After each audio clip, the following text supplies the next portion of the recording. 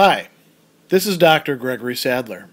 I'm a professor of philosophy and the president and founder of an educational consulting company called Reason.io, where we put philosophy into practice. I've studied and taught philosophy for over 20 years, and I find that many people run into difficulties reading classic philosophical texts. Sometimes it's the way things are said or how the text is structured. But the concepts themselves are not always that complicated, and that's where I come in. To help students and lifelong learners, I've been producing longer lecture videos and posting them to YouTube. Many viewers say they find them useful. What you're currently watching is part of a new series of shorter videos, each of them focused on one core concept from an important philosophical text. I hope you find it useful as well. In Essay 1 of the Genealogy of Morals, Friedrich Nietzsche spends 3 chapters discussing the development of this figure and a mode of valuation that he calls the priest. And this could be single individuals, this can be an entire people, as he says the Jews are. It can be a caste, so it can be something in between, a sort of class emerging within the aristocracy.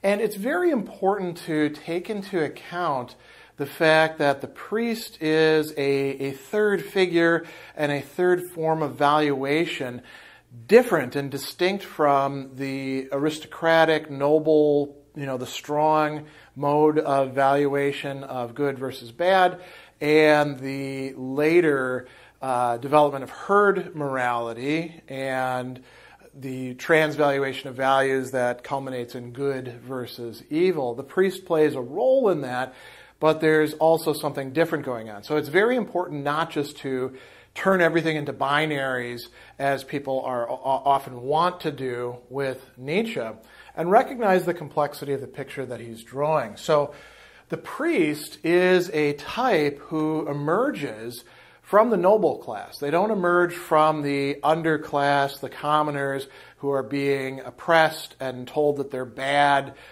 by the nobles. Instead, the priest is something new that's emerging within this aristocracy.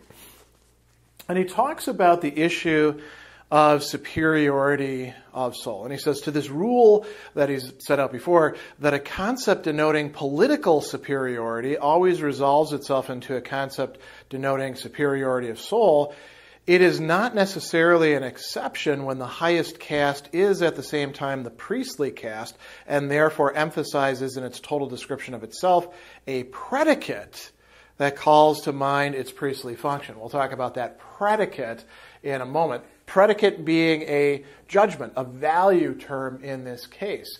So it could be that it is the highest caste within the society, and we might think about, for example, the development in India, where the Brahmins are higher than the Kshatriya, who are the warriors and rulers and stuff like that.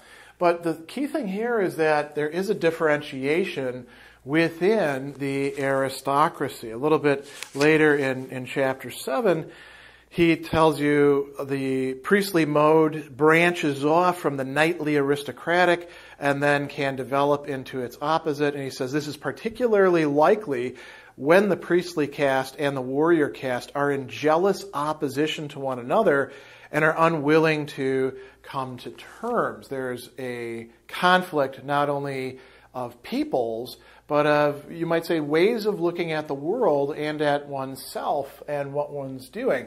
So there's a lot of different ways in which this can develop. You can have a priestly caste that's over the aristocratic class, right? You can have a priestly class sort of going to battle, but not, using the weapons of war, but other weapons with this noble class.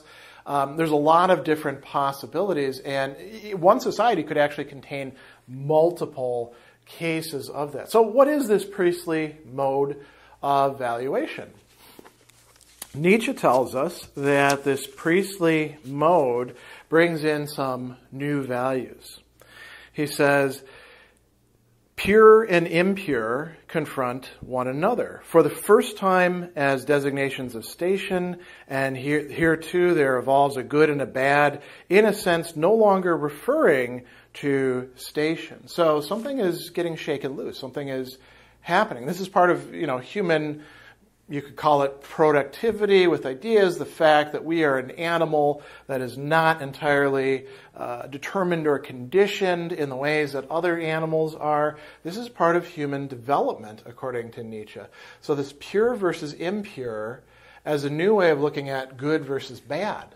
A person could be from the higher class, but still be impure, and therefore bad in this priestly mode of valuation. So he goes on and he says, at first we should be warned against taking these too broadly or symbolically. All the concepts of ancient people were at first incredibly uncouth, coarse, external, and he goes on, and altogether unsymbolical. So what's the opposite of symbolic? Literal, right? Literally pure. The pure one, he says, is from the beginning merely a man who washes himself, who forbids himself certain foods that produce skin ailments, who does not sleep with the dirty women of the lower strata, who has an aversion to blood. No more, hardly more. Now, is Nietzsche getting this from some history that he's discovered? No, this is his introjection of it, but it's a plausible story, right? So he says, on the other hand, it's clear from the whole nature of an essentially priestly aristocracy why antithetical valuations could soon become dangerously deepened, sharpened, and internalized. So at first the distinction is very straightforward. Do these things, don't do these things, don't get leprosy, for example. If you've got this sort of skin ailment, which could be leprosy or something else, stay away from everybody else. We have to purify you in certain ways. Don't have sex except under these circumstances. But then the distinction can be elaborated. It can be developed. And here's where the priestly caste or figure becomes something very interesting and new on the scene. He tells us there is from the first something unhealthy in these priestly aristocracies and in the habits ruling them, which turn them away from action and alternate between brooding and emotional explosions, habits which seem to have as their almost invariable consequence that intestinal morbidity, right? Something wrong with your guts, quite frankly, and neurasthenia, sort of not perceiving things, which afflicted priests at all times. But, and then here's where it gets more complex, as to that which they themselves devised as a remedy, must one not assert that it has ultimately proved itself 100 times more dangerous in its effects than the sickness it was supposed to cure. So the priests act as, you could say, physicians not only of the body, but the soul, and they develop more and more cures, which then provoke other problems, and people can come to them for, help, but oftentimes they leave with just as many new problems as they came in with. And he says, mankind is still ill with the effects of this priestly naivety in medicine. Think, for example, of certain forms of diet, of fasting, of sexual continence, of flight into the wilderness. And he brings up a popular cure at the time, which was actually an American guy preaching that. And he says, add to these the entire anti-sensualistic metaphysics of the priests that makes people indolent and over-refined, their auto-hypnosis, right? And then finally, the only too comprehensible satiety with this, together with the radical cure for it, nothingness, or God. The desire for unio mystico with God is the desire of the Buddhist for nothingness, nirvana, no more. And then he says, with the priest, because of this, everything becomes more dangerous. The priest is...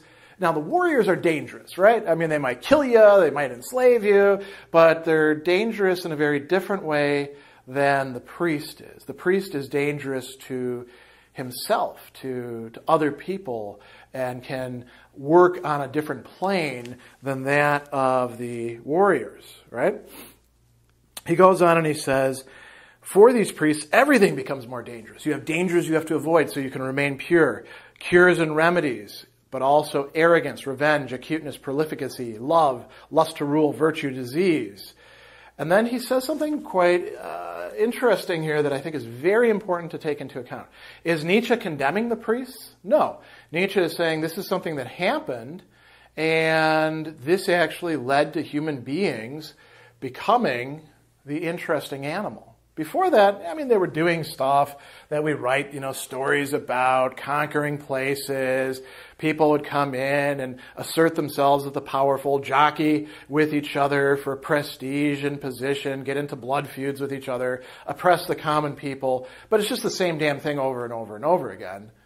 One place, another place, another place. It's the priests and the religion that they bring which makes human beings more complex, which makes them more interesting, not only from an anthropological point of view, but from a moral point of view as well. So he calls this the soil of an essentially dangerous form of human existence, the priestly form. And it's only there that man became an interesting animal. Only here did the human soul, in a higher sense, acquire depth, but also become evil. And these are the two basic respects in which man has hitherto been superior to other beasts, being able to comprehend oneself not only as just bad and not fitting well into the social hierarchy or being weak as opposed to the strong, but evil, and being able to diagnose evil in others, right? So that is part of what makes us the interesting animal. In chapter 7 and chapter 8, he talks about impotence. And he says that the priest is the most evil enemy. Why? Because they are the most impotent. It's because of their impotence that in them hatred grows to monstrous and uncanny proportions, to the most spiritual and poisonous kind of hatred. They can't win on the same plane as the warriors, right? So they find a new game. They change the rules. They bring in new concepts where they can be the winners. That's kind of a sour grapes thing, but it's not just sour grapes. It's developing an entirely new set of approaches to things that are motivated also by a hatred that can last and last and last, that can deepen, that can turn into different permutations. They're aiming at what Nietzsche calls spiritual revenge, and they are motivated by a kind of what he calls ressentiment. And I should point out that Nietzsche thinks that ressentiment is not just something for the lower classes, not just something for the priest. People can feel ressentiment. The nobles feel it, but then they let it go. Whereas the priest holds on to it and sharpens it. So he tells us that human history, once again going back to the interesting animal, would be altogether too stupid a thing without the spirit that the impotent have introduced to it. And here he gets into a long discussion spanning this chapter and bleeding over into chapter 8 about the Jews. And it's hard to figure out exactly what we ought to make of this, because if you do know anything, just reading the Bible, for example, it's clear that, the Jews were not one single people always on the same page, ruled by the priests or anything like that. There's actually a lot of jockeying between the priests and the kings and various prophets and, problems within the priesthood and, foreign relations with other nations. But you can say that within, Judaism, there are some important traits that are being developed that help you see what Nietzsche's trying to get at here. I suspect that if Nietzsche were looking at Chinese history and had enough background in it, he probably would have talked about the Confucians in a similar way himself. Now, be that as it may, he says that all that has been done on earth against the noble, the powerful, the masters, the rulers, fades into nothing compared with what the Jews have done against them, that priestly people who, in opposing their enemies and conquerors, were ultimately satisfied with nothing less than a radical revaluation of their enemy's value, that is to say, an act of the most spiritual revenge. And again, if you think about the biblical literature, it's a little hard to see exactly what Nietzsche's aiming at, because there is this saying, the Moabites, they're a bunch of bad people, and the Assyrians come in, and sort of the Babylonians and the Egyptians, and they're all bad people too. But Israel and Judea are doing their own similar things and conquering other places. And Cyrus the Great is acclaimed as, the anointed of God. So you got to take this with a little bit of a grain of salt here and try to see what he's trying to talk about.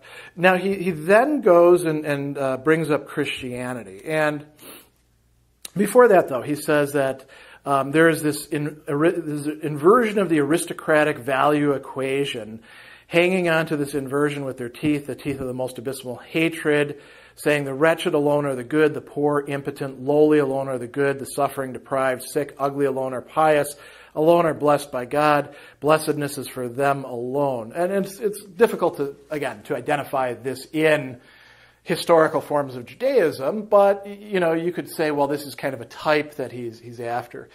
The real meat, I would say, in this is in chapter 8, where he switches to talking about Christianity, which, certainly for Europe and really across the world has a influence in spreading a priestly mode of evaluation according to Nietzsche's standards that dwarfs that of Judaism, right?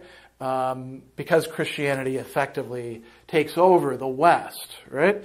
So he says that, what about Christianity? It's usually portrayed as the opposite of Judaism, as love in place of hatred. And he says, no, this Jesus of Nazareth, this incarnate gospel of love, the Redeemer who brought blessedness and victory to the poor, was he not the seduction in its most uncanny and irresistible form, a seduction and bypath to these Jewish values and new ideas?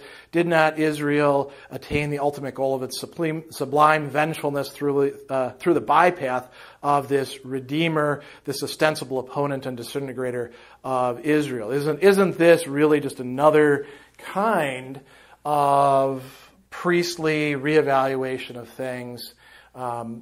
Much more successful, much more seductive, more complex.